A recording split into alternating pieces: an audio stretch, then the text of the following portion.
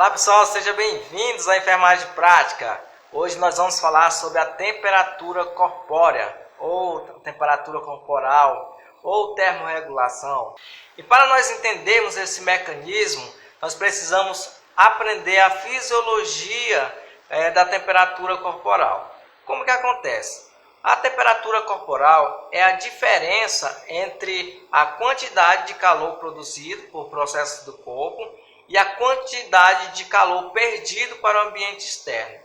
O calor produzido menos o calor perdido é igual à temperatura corpórea. O valor normal do nosso corpo ele varia de 36 a 38 graus Celsius. E esse corpo ele vai manter uma temperatura ideal, sem oscilar muito, porque a oscilação da temperatura corporal ela gasta energia. E vocês sabem que o nosso corpo ele é todo preparado para a conservação de energia. Então nós temos aqui algum gráfico aqui colocando esses limites, que a hipertermia ele vai ser abaixo de 35 graus. A partir de quando o corpo está com 35 graus, já é uma temperatura insuficiente ou abaixo daquela ideal para que o organismo ele trabalhe normalmente. Aqui, onde há a separação entre normal e febre, nós podemos ver que em muitas literaturas elas estão definidas como uma temperatura normal, que é de 36 a 38 graus. Muitas literaturas dividem em febre, em febrícula, usam esse termo, mas na verdade entre 36 e 38 é uma temperatura considerada normal. Essa temperatura subiu, aumentou, passou de 38, aí sim, aí já é uma febre alta. E isso pode acontecer devido a vários mecanismos, tanto de defesa como algum processo dessa temperatura que pode estar alterando aí, uma infecção, dentre outros.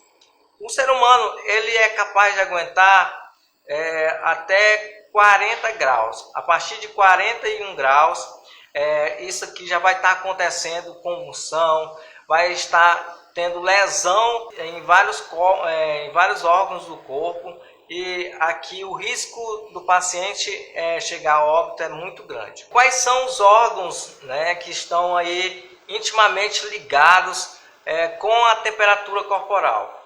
Aqui está o controle neural, nós temos principalmente o controle neural.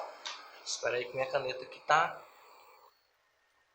E o sistema vascular, eles vão trabalhar conjuntamente, e isso vai ser através de feedbacks.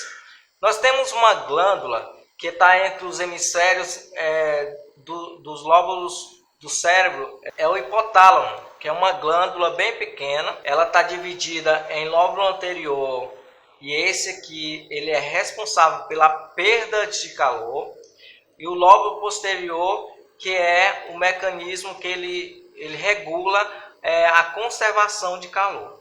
Como que acontece isso? As células nervosas elas passam a mensagem para o hipotálamo de que uma temperatura está bastante elevada nas células, nos tecidos.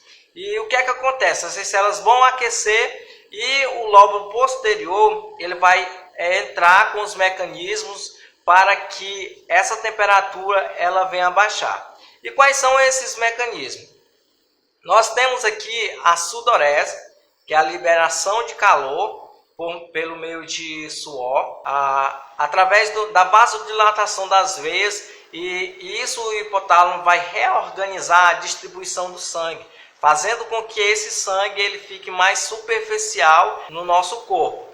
Então, isso vai facilitar essa perda de calor. A partir de quando o organismo percebeu que a temperatura voltou ao ideal, há uma inibição de perda de calor. Através, como eu falei, de feedbacks, essas células elas vão estar trocando mensagens e o hipotálamo vai estar controlando essa temperatura. E neste caso aqui o lóbulo anterior. E quais são os mecanismos de conservação de calor, nós temos aqui a vasoconstricção, e lá na perda de calor acontece a dilatação das veias. Aqui vai acontecer ao contrário, o vaso ele vai ficar mais estreito através da regulação, né, do hipotálamo. Ele vai ficar mais estreito para que haja essa conservação. Como eu falei para vocês, essa reorganização vascular, né, do sangue vai fazer com que ele libere ou que ele mantenha mais calor. A contração muscular e tremores musculares são formas também do corpo se aquecer. Só que aqui há uma grande perda de energia. Para que ele faça essa temperatura subir, é necessário você perder energia. E há também outro fator que pode estar aí alterando essa temperatura, são doenças ou trauma no hipotálamo. Através do desequilíbrio, né, dessa temperatura é que você vai saber que há uma doença no hipotálamo, e a partir de alguns tumores e etc. O metabolismo do corpo, ele é um coproduto, aliás, o metabolismo basal ele é um coproduto do metabolismo do corpo. É através do metabolismo basal que contribui para o calor produzido pelo corpo durante o descanso absoluto. E aí ele vai sofrer interferência dos hormônios da tireoide, porque os hormônios da tireoide também afetam a temperatura metabólica basal, por meio da promoção da quebra de glicose e gordura do organismo. Os hormônios da tireoide aumentam a taxa de reações químicas em quase todas as células do organismo. Quando grandes quantidades de hormônios da tireoide são secretadas, a taxa metabólica basal pode aumentar 100% acima do normal. A ausência desses hormônios da tireoide reduz pela metade, causando uma redução de produção de calor. O hormônio do sexo masculino, a testosterona, aumenta a taxa metabólica basal, e os homens têm uma taxa metabólica basal mais alta que as mulheres. Nós temos também os movimentos voluntários, que aqui são os exercícios físicos, né? Que é uma forma também do corpo estar aumentando o calor, né? Só que aqui ele requer uma energia adicional. O calor que é produzido ajuda na equalização da temperatura corpórea. Temos também o tremor, né? O tremor é uma resposta involuntária do organismo às diferenças de temperaturas corporais. O movimento do músculo esquelético durante o tremor requer uma energia considerável. O tremor algumas vezes causa um aumento de 4 a 5 vezes na produção de calor normal. O calor que é produzido ajuda, na equalização da temperatura corpórea. A partir de quando esse tremor ele produz a energia suficiente, o calor suficiente, tudo volta ao normal e esse calor ele vai cessar. Nós temos também a termogênese, que sem tremor, que é mais conhecida em recém-nascido, que é uma forma do o recém-nascido, eles não são capazes de tremer. Uma quantidade limitada de tecido vascular marrom presente ao nascimento é metabolizada para a produção de calor. E a perda de calor? Como que esse organismo ele vai fazer com que haja essa perda de calor? E é bastante importante nós frisarmos aqui que a perda e o ganho de calor ele vai estar acontecendo simultaneamente, não é separado. A partir de quando o corpo está produzindo energia, ele está liberando energia também. E isso vai depender também da estrutura da pele e da sua exposição ao meio ambiente. Então nós já sabemos aqui que há uma interferência no meio externo, que resulta na perda normal e constante de calor. E essa perda, existem várias formas de perder esse calor, que é na radiação, na condução, na convecção e evaporação. Na irradiação, o que acontece? Vocês estão vendo aqui essa fogueirinha e essa pessoa está aquecendo a sua mão. Quantas vezes nós já fizemos isso? A irradiação é a transferência desse calor sem ter o contato direto entre ambas os objetos, ambos os objetos. Aqui a mão não está tocando no fogo e mesmo assim há uma irradiação dessa temperatura e a pessoa vai ficar com a mão aquecida. Como que acontece isso? Porque uma vasodilatação periférica aumenta a circulação sanguínea dos órgãos externos para a pele, para aumentar a perda de calor por irradiação. A vasoconstrição periférica minimiza a perda de calor por irradiação. A irradiação aumenta ao mesmo tempo que a diferença de temperatura entre os objetos aumenta. A forma de condução aqui, a troca, ela vai ser devido ao contato direto entre esses corpos. Um vai passar calor para o outro. No caso aqui a fogueira, né? Está passando, esse objeto em que o homem está segurando, parece-me com um ferro, ele está tendo contato direto com o fogo. Então é um meio de condução, que é o contato direto, né? A convecção é através do ar, né? É através quantas vezes você está com bastante calor, né? Está bastante quente, você vai lá e liga o ventilador e você sente o seu corpo resfriar.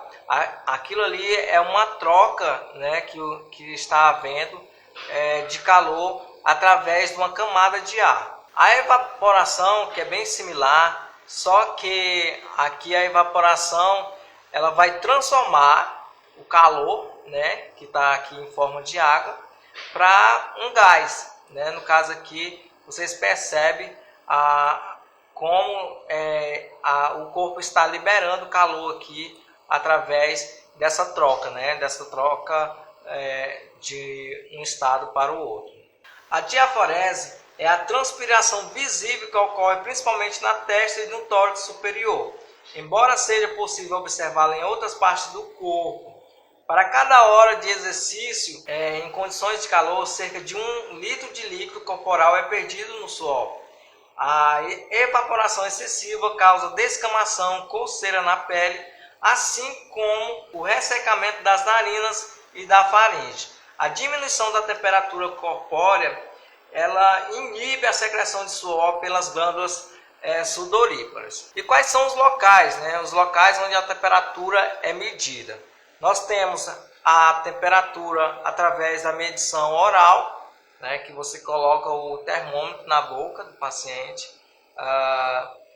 Temos a retal, a axilar, nós temos a membrana tipânica. Nós vamos estudar cada um deles, quais são os pontos positivos, os pontos negativos dessas medições, beleza? Nós temos a artéria esofágica, nós temos a artéria pulmonar e a bexiga urinária. No próximo vídeo nós vamos estudar cada um deles, quais são os pontos positivos e os pontos negativos. Nós temos também a pele na regulação da temperatura. A pele ela regula a temperatura através do isolamento do corpo. Ela reveste o corpo, é o nosso maior órgão, né, que nós temos no corpo humano. E é através da vasoconstricção e sensação térmica. A partir aqui vocês podem observar na figura que os capilares, né, são bastante sensíveis e é eles que mandam a informação para o hipotálamo. E temos também o controle comportamental. Os indivíduos sadios eles são capazes de manter a temperatura corpórea confortável quando expostos a temperaturas extremas, né? E isso vai depender da capacidade de controle, né? Vai depender da temperatura extrema, vai depender da capacidade da pessoa de se sentir confortável, né? E isso nós chamamos de apreciação, é a forma que o indivíduo ele vai reagir a um estressor, né? A um ambiente estressor, e aqui no caso é a temperatura.